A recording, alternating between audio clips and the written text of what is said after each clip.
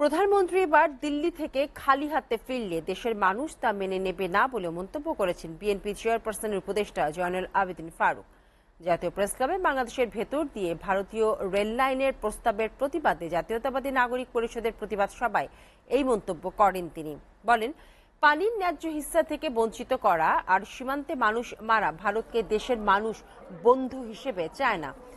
ভারত দেশের অগণতান্ত্রিক সরকারকে ক্রমাগত সহযোগিতা করে আসছে দাবি করে বিএনপির এই নেতা বলেন, দেশের মানুষ দিল্লির আগ্রাসন কখনোই মেনে নেবে না। জনগণ ভারতীয় আগ্রাসনের বিরুদ্ধে ন্যায্য পাওনার দাবিতে আন্দোলনের দুর্বার প্রতিরোধ গড়ে তুলবে।